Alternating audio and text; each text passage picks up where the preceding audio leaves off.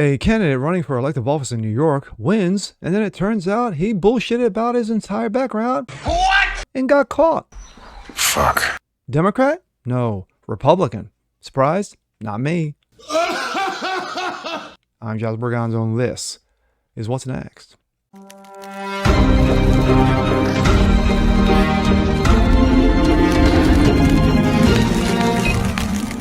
Hey, what's up, everyone? Jazz Broganzo here. What's next? Daily dose. Of course, as always, common sense and facts and salt. I'm not going to talk about the midterms, but of course, it does involve the midterms. So there you go. Of course, the supposed red wave led to nothing but a red trickle. Of course, the red wave was in Florida with Ron DeSantis savaging the entire state. But there were other elections. One, for example, happened in New York. A Republican by the name of George Santos ran and won in a over-democratic, heavy Democratic state of New York. Now that he won, what are you going to do? Well, I'm going to do this, this, and this, and then, of course, it turns out that he lied about his background. He lied about his education. He lied about where he came from. Oh, let's take a look. This New York Post is on a roll. Liar. Representative-elect George Santos admits fabricating in his bio. Long Island Representative-elect George Santos came clean to the Post on Monday, admitting that he lied on the campaign trail about his education and work experience, but insisting that the controversy won't deter him from serving his 2 years in Congress. Yes, I'm not walking away. I'm not stepping down. Quote, I'm not a criminal, Santos said at one point during an exclusive interview. This controversy will not deter me from having a good legislative success. I will be effective. I will be good. Santos' professional biography was called into question earlier this month after the New York Times reported that he misrepresentation, a number of claims, including where he attended college and alleged employment history with high-profile Wall Street firms. Quote, my sins here are embellishing my resume. I'm sorry, Santos said on Monday. Santos confessed he had never worked directly with Goldman Sachs and Citigroup, chalking that fib up to, quote, poor choice of words. Yes, I misspoke. He worked as vice president, but the 34-year-old now claims instead that a company called Link Bridge, where he worked as vice president, did business with both of the financial giants. I will be clear about that. It was stated poorly, Santos said of the lie. At Linkbridge, Santos said, he helped make capital inductions between clients and investors in Goldman Sachs and Citigroup, were LPS, limited partnerships that his company dealt with. He also admitted that he never graduated from any college, despite previously claiming that he received a degree from Baruch in 2010. I didn't graduate from any institution of higher learning. I'm embarrassed and sorry for embellishing my resume, he said. I own up to that. We do stupid things in life. Oh, yes. We do. Santos, elected to Congress November 8th to represent Long Island and Queens based on 3rd District, was accused of lying about his family history, saying on the campaign website that his mother was Jewish and his grandparents escaped the Nazis during the World War II. Now, it's one thing to lie about. It's one thing to lie about your work. It's another thing to lie about your education. It's a third thing when you decide to say, you know what? Yeah, I wasn't really Jewish. Ugh. Santos now says he's clearly Catholic, but claimed that his grandmother told stories about being Jewish. Yes, because telling stories and actually being Jewish, yeah, that's close. And later converting to Catholicism. I never claimed to be Jewish, Santos said. I'm Catholic because I learned my maternal family had a Jewish background, and I said I was Jewish. Santos, the first openly gay non-incumbent Republican elected to the House, hey, all right, he's got that box check, also faces accusation that he lied about his gayness. Oh my gosh, dude. With the Daily Beast reporting last week that he was previously married to a woman until shortly before he launched his unsuccessful 2020 campaign against Democrat Tom Suozzi.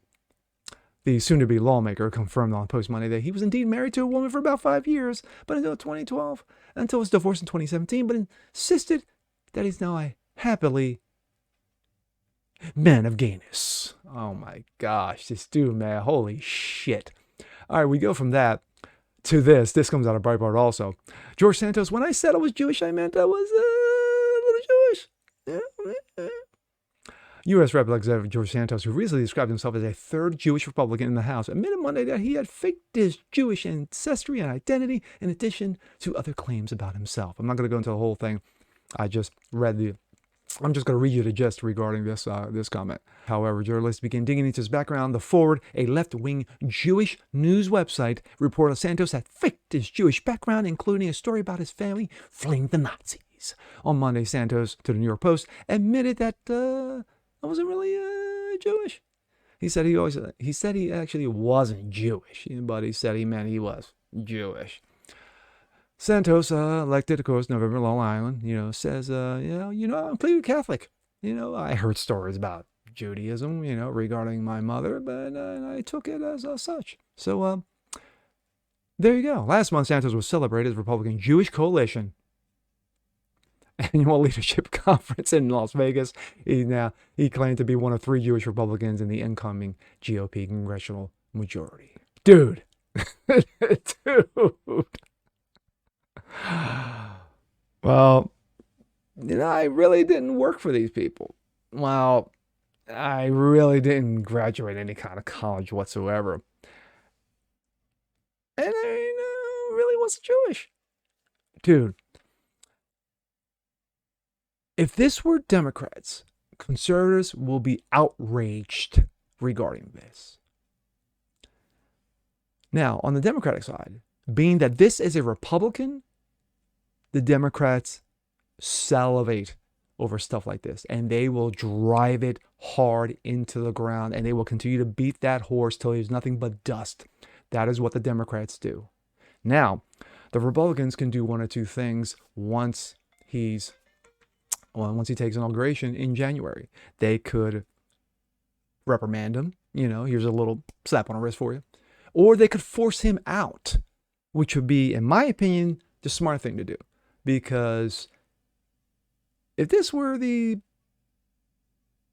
private sector and we did this on our resume, you take your resume and then you get an official resume book and you just jot down everything that's in that book onto your resume and you hand that to your future employer. He looks at it and goes, damn, dude, you're amazing. You're hired. Then weeks later finds out, dude, you didn't work for A, B, and C and you didn't graduate from college. Actually, you never went to college. So what gives? And then you try to give your mea culpa and my bedeeps, and the dude says, your employer goes, you're fired. You're done. You're finished. You're through. You're kaput. Now that gets out on social media, and then, other companies will stay away from you, because that's how it works in the private sector. But in politics, no, that's not how it works. Like I said earlier, one or two things are going to happen. Either he's going to get a slap on the wrist, or he's going to be forced out by the GOP. Now, the GOP will look at it and say, hey, well, we may be able to work with this guy. Can we tolerate this guy for 2 years? Yes, we can. Then we'll make sure that he never wins election after that. Because if you saw how the midterms turned out, Washington State and Texas and Tennessee and Arizona, the GOP had their full support and backing. And with that being said, I'm Jasper Gonzo. This is What's Next. Want to see more like this? Please leave a comment below. Like it, share it, subscribe to it, and we'll catch you guys on the next one. Peace.